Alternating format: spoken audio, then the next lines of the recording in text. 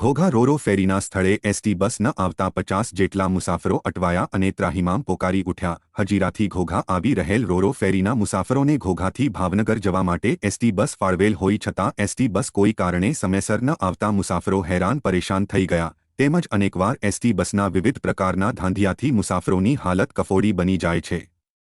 રોરો ફેરીના મુસાફરો દ્વારા રોરો ફેરીના ઇન્ચાર્જ સાથે વાત કરવા માટે ગેટ પર રહેલ સિક્યુરિટી પાસે નંબર માંગવામાં આવતા તેમણે મેનેજરનો નંબર પણ આપ્યો નહીં। રોરો ફેરીમાં આવતા મુસાફરો હેરાન પરેશાન થતા રોરો ફેરીના કોઈ ઇન્ચાર્જ વાત કરવા પણ રાજી ન હોય ત્યારે રોરો ફેરીમાં આવેલ મુસાફરોએ પત્રકારનો સંપર્ક કરીને તેમની વેદના વ્યક્ત કરી હતી। મહેન્દ્રભાઈ મકવાણા છે। આજરોજ અમે રોરો ફેરીમાં સાંજના સમયે આવ્યા છીએ। રાતના 8 વાગે ગયા છે। 8 વાગે અમે અહીંયા ઉતર્યા પછી અહીંથી અમારે બહાર જવા માટે કોઈ પણ પ્રકારની વ્યવસ્થા નથી, કોઈ સાધન નથી।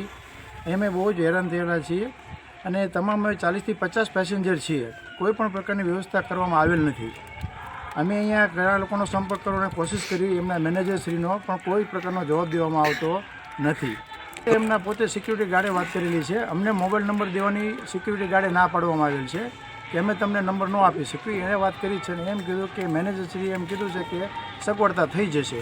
આજે 2 કલાકથી અમે અહીંયા ઠંડીના બહાર બેઠા છીએ।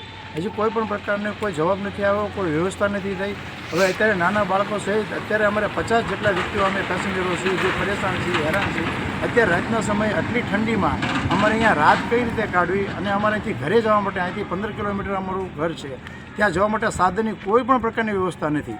એસટી બસનો અમે સંપર્ક સાધ્યો તો એમ કહેવામાં આવ્યું કે અમારી બસની બ્રેક ફેલ થઈ ગઈ છે એટલે બસ આવી શકે એમ ત્યાં નથી।